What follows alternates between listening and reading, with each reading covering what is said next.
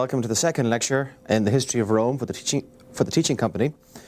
This is the second of the introductory lectures, and I want to pick up where I left off last time, where I was discussing the nature of ancient history, and I stressed at the end of the last lecture the importance of the ancient evidence and how the limited, finite nature of the ancient evidence defines the whole discipline of the study of the ancient world. What I want to do in this lecture is expand on that theme and outline in some detail the nature of the ancient materials. And I also want to outline to you some approaches that are taken, differing approaches that have been adopted over the years by modern scholars in using this ancient material. All history is based on what are called the primary sources. The primary sources can be broadly defined as those that derive from the period under study. They can vary in terms of their focus and in terms of their quality. And in a period as long as the history of Rome, they can be far removed chronologically from what they're writing about. We can have the likes of Plutarch, a Greek and Roman, of course, of the 2nd century AD, writing about King Romulus, who lived 900 years previously. So the question could be asked, to what extent is he a primary source at all? What does he know about Romulus? Well, that's a good question, and the point in defense of classifying Plutarch, no matter what he's writing about in the ancient world, as a primary source is that he is a member of the ancient world. He is an ancient Roman who thought, lived, and experienced antiquity in a way that no amount of research by modern scholars such as myself could ever hope to replicate. So the primary sources then, in the broadest definition, are those sources that derive from the period under study, even if they themselves are focusing on eras or subjects far removed chronologically from the lifetime of the author in question. If we have primary sources, you won't be surprised to hear that we also have secondary sources. And secondary sources are modern works, works by modern scholars who are reconstructing, assembling and interpreting the ancient data to write a subject such as the Senate of Imperial Rome or the life of Julius Caesar or whatever. It's important to stress that these sources are literally secondary. They are all grounded in the primary evidence. If there was no primary evidence, there was no ancient evidence, there would be no secondary scholarship.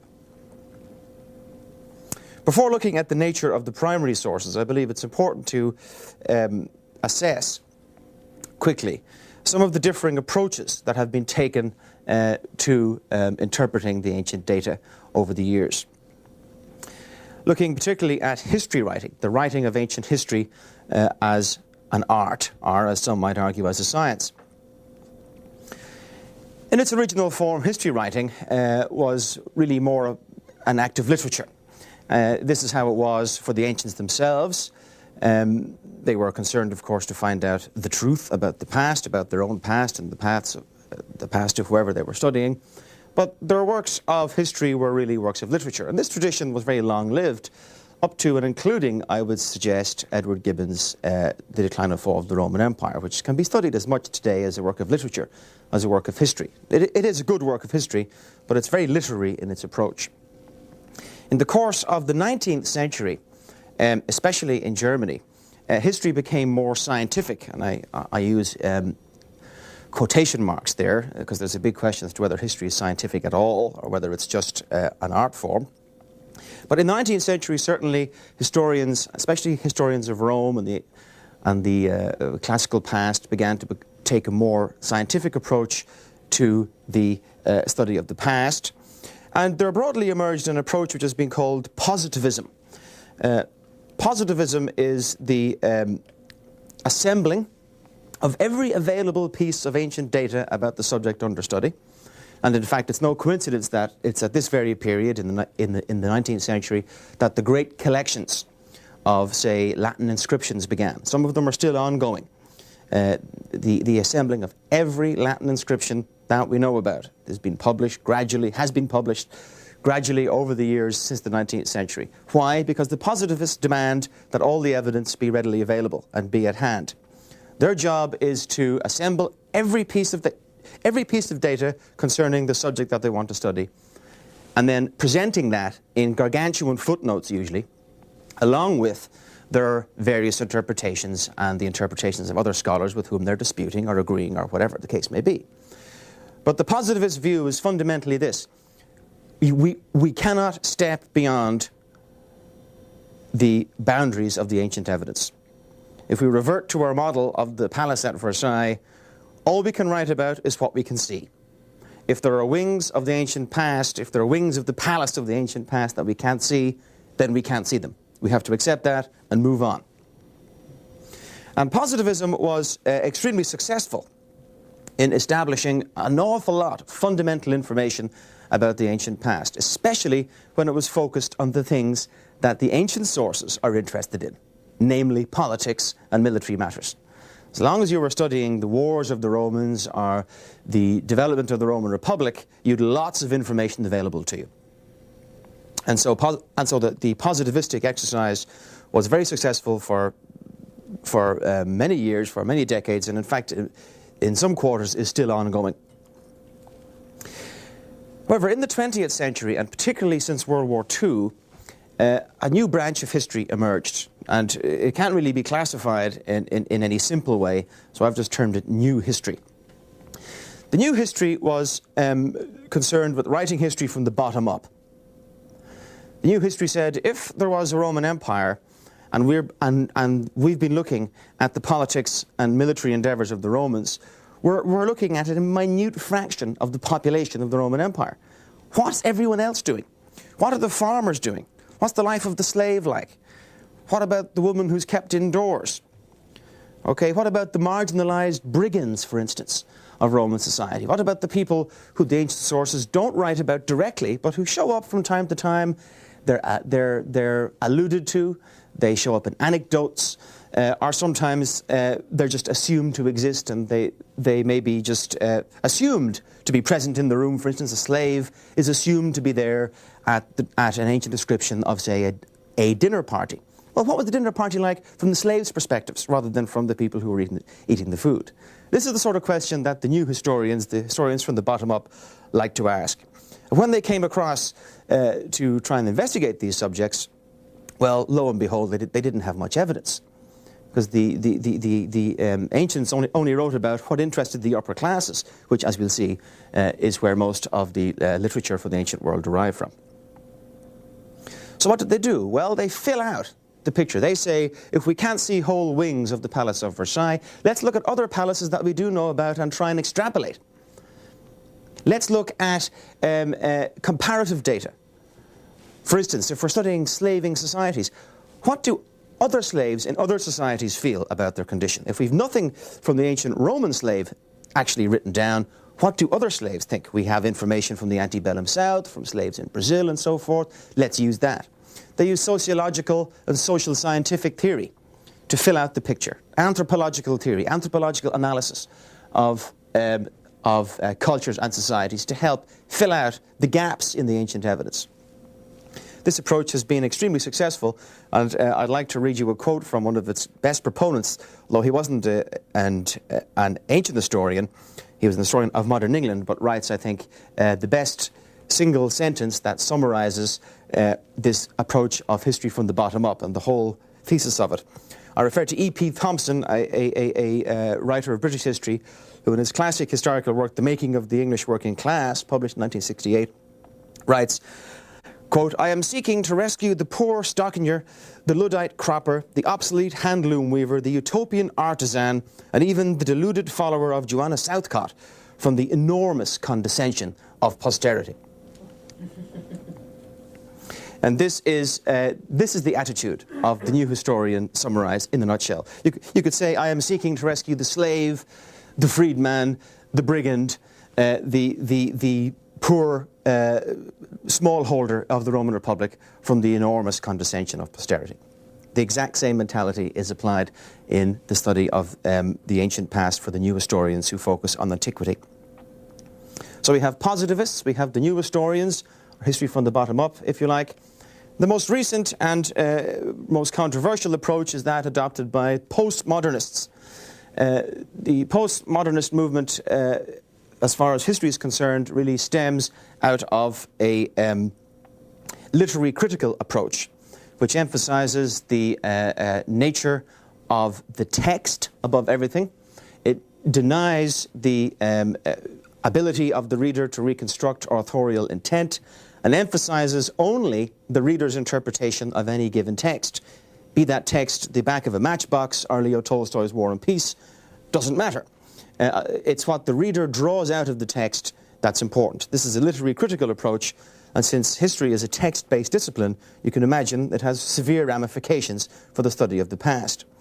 A postmodernist historian would deny, for instance, that we can ever reconstruct the past. We cannot get behind the text that we read about the past. Postmodernists talk about constructing history rather than reconstructing it. And how do you construct history? You construct history in your own image. You construct history in the image of your own cultural prejudices, gender biases, racial prejudices, or whatever. And so the act of the postmodernist historian who's coming to enlighten us is to deconstruct the history and show us all our foibles and failings, and present a history of the past that really suits the position of the teller of the story. I don't intend to adopt a postmodernist approach or a positivistic approach in this course, so my apologies to positivists and postmodernists who might be watching or listening. I intend instead to adopt broadly the new historical approach. I believe that comparative data and the insights of the social sciences can be very helpful when we come to look at the societal aspects of our subject. For the political and military spheres, well, we have a lot of ancient evidence about those subjects, so I can adopt a broadly positivistic approach there, but the postmodernist view, I'm afraid, will not be one that's going to be expounded in this course. And just to let you know that the outline I've given you here is really something of a simplification. I can quote to you from the preface of a book written as recently as 1979, a major book entitled The Emperor in the Roman World, a massive study by a man who is now probably the leading Roman historian of his generation, Fergus Miller, sitting in Oxford. And just to show you that positivism and new history and postmodernism all coexist simultaneously. They're foundations for debate among scholars. The issue of the approach to the ancient evidence itself is a focus of debate. As recently as 1979, Fergus Miller could write in the preface to his study of the Emperor in the Roman World, quote, "In preparing the work, I have rigidly avoided reading sociological works on kingship and related topics, or studies of monarchic institutions on societies other than those of Greece and Rome. I am perfectly conscious that this will have involved considerable losses of percipience and unawareness in whole ranges of questions that I could have asked. Nonetheless, I am confident that the loss in the opposite case would have been greater. For to have come to the subject with an array of concepts derived from the study of other societies would merely have made even more unattainable the proper objective of a historian, to subordinate himself to the evidence and to the conceptual world of the society of the past." That's a positivist. That's as neat a summary of the positivistic view as you can have. The purpose of the historian is to subordinate himself to the evidence. So much so for the approaches to the evidence. What is the ancient material like? Well, broadly speaking, it falls into two classes: archaeological and written evidence. Archaeological evidence is defined as any and all physical material from the ancient past. So you can imagine that it encompasses rather a wide array of evidence. I've classified it into macro and micro evidence. Macro elements and forms of evidence would be entire cities. We have innumerable cities from the ancient world, the most famous probably being Pompeii, buried by Vesuvius in AD 79, buried under mounds of volcanic ash, and Herculaneum, also buried by Vesuvius on the same day, but buried under volcanic mud. But there are cities as well spread all over the Roman Empire. We find cities buried in the sands of Tunisia and Syria, or the remnants of forts and cities and towns in northern England. So the macro evidence would embrace cities and buildings and large artifacts that have been identified through archaeological investigation. Not all of it conducted, by the way, in the best scientific way. I also believe that the macro evidence would include some dramatic evidence, such as, for instance, bodies. Obviously, we get bodies from graves and burials, burials being one of the chief sources of archaeological evidence. But again, from the Vesuvian cities comes incredibly dramatic evidence of people who were killed in the disaster that overtook these places on the 24th of August, AD 79. The excavators, when they were digging through the ash, would occasionally encounter cavities in the ash. And to find out what was in there, they rather cleverly poured plaster of Paris into the cavity, let it set, then excavated around. All kinds of perishable objects, wood, chairs, doors, pieces of furniture would show up, but occasionally they would find Pompeians, Romans who had perished in the disaster, and some of those finds are extremely dramatic. So really the macro evidence then is the body of evidence that comes from the ancient world that is large and readily identifiable, and in certain cases can be particularly dramatic, as from these towns in and around Pompeii and Herculaneum. The micro evidence offers us something of a different form, which would be all the bits and pieces that show up in and around the macro evidence as you're excavating it. And it's extremely valuable. Undoubtedly, the chief form of evidence here would be pottery. Pottery is fired clay. It's imperishable. It can be smashed into small fragments, but it does not biodegrade, and so it survives in the soil for as long as it's in there. And vast quantities of pottery have come up from the ancient world. They've been subjected to extremely close analysis and study, and can tell us an awful lot about the ancient economy, trade routes, and so forth by studying pottery. If we go back into the very ancient past, we also get analysis of pottery styles and decoration to help identify one culture from the other. So pottery is one of the chief forms of micro evidence, finds, if you like to think of them that way, that crop up from archaeological remains. But we also get textiles and bones. Bones of animals can tell you what sort of herds they had. In very rare occasions can we find textiles, because textiles degrade rapidly. Only in extremely dry or extremely damp conditions do textiles survive. And now with the extremely profitable marriage of science and archaeology, we can now use microscopes to identify things like pollen, which can also tell you what the grass was like, what particular genus of grass was growing beside the Roman villa, for instance, at this or that time. So the micro evidence can really be micro. It can be down to the cellular level when you use electron microscopes. So archaeological excavation is an extremely valuable tool. I must stress, though, that it is essentially a destructive process. When you excavate a site, you are, to all intents and purposes, destroying it. You can't go back and do it again. Once you've excavated the site, you have disrupted the strata and so forth of the site, and it can't be done again. So excavation these days is conducted very carefully, and the key job of all archaeologists is to publish their findings, because without the publication of their findings, all that data dies with them, and no one ever knows what they found there.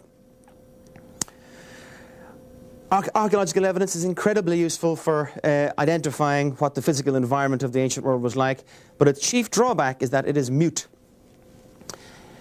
It's only valuable when it's interpreted. A pot is a pot is a pot. But when it's interpreted, when it's analysed and put together with other evidence to construct trading patterns, then it tells us something about the ancient past. But the evidence itself is mute.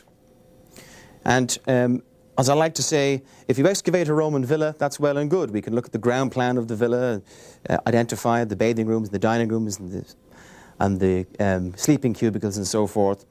What we can't tell are what were the hopes and dreams of the people who lived in the villa. What did they believe? How did they look at the world? What stories did they tell their children at night? We can't tell any of that from the archaeological evidence. For that sort of information, you have to go to the written evidence. And luckily, in the study of ancient Rome, we have a large body, albeit circumscribed, a large body of written evidence. As I said in the first lecture, it's still not as large as it once was, but it's still a fairly significant amount. Written evidence can be subdivided broadly into two categories again. Ancient literature and inscriptions are what's termed epigraphic material. Ancient literature is that body of data that has survived over the centuries from the end of antiquity to the modern era, usually by being copied by monks overwhelmingly in the Middle Ages. It comprises a large, vast array of genres. We have all kinds of poetry, epic, elegy, love poetry, pastoral poetry. We have all kinds of letters, correspondence between people, speeches, of course, works written by the ancients about their own history, so we have works of history written by the ancients as well, which are of primary importance for our interest in this course. But you also have a wide variety of other styles, genres, plays, genres of literature. All of that gives us insight, when it's interpreted properly, it gives us insight into the lives of the ancients, into how they viewed the world. And so it's invaluable, especially as a supplement to the archaeological evidence, invaluable. When one uses written and archaeological evidence together, the results can be spectacular. On the other hand, the material has survived in copy form. Often our very earliest texts of this or that author will date only to maybe the 13th or 14th or even 15th centuries. And as a result, to a certain degree, it isn't pure chance that has allowed these manuscripts to survive. It's because they've been selected. To a certain degree, they've been selected by the people who copied them. Something of value was seen in them, and so it was worth the laborious job of copying out these ancient manuscripts and passing them down from generation to generation. So to a certain degree, that's a selected body of text. Not entirely. I mean, the vicissitudes of chance still apply, but to a certain degree, it's definitely a selected body of data. When we turn to the other main body of written evidence from the ancient world, inscriptions, this is not the case. Inscriptions speak to us directly from the ancient past. Inscriptions are a class of data that are invaluable for looking at the ancient world. They're carved on stone, or on metal, or on bone, or they're written on proto-paper called papyrus. Sometimes they're written on coins, as we'll see at the end of this lecture. But they contain an enormous variety of information in themselves. If you were to think, what's the most common type of inscription that exists in the modern world? Well, it's the epitaph. Here lies Uncle Joe, R.I.P. Well, the same is true for the inscriptions from the ancient world, from the Latin-speaking world. Epitaphs comprise perhaps 70%, maybe 80% of our epigraphic data from the Roman past. Unlike rather terse epitaphs of the modern age, they can be, however, extremely fulsome and give us lots of information about the person that they're writing about, especially if that person has taken part in public life. Usually all the offices that person had will be listed. And so, again, you can imagine when collated, assembled, and studied quantitatively, they can prove extremely useful. But besides epitaphs, there are also all kinds of other inscriptions that the ancients put up. Treaties. They would put up laws, tables of laws pertaining to this or that town. They would put up commemorative inscriptions. X built this bathhouse, Y restored this portico. They would put up inscriptions that accompanied honorary statues of important people. Here's a statue of this great guy from our local community. Why? Well, because he gave all this money for a public banquet or whatever. So you've got honorary and commemorative inscriptions of all sorts. And you also have interesting texts that are letters. Letters from important people to backwood, nowhere type places. If the emperor takes notice of your town for whatever reason, that's just the sort of thing that you commission to have carved on stone and stuck up in the forum of your town. Look, the emperor has taken notice of our little town. So we can get imperial documents of all sorts as well carved on stone. Inscriptions as well extend to the more varied and less formal form. In extraordinary circumstances, we can have inscriptions that are painted on walls.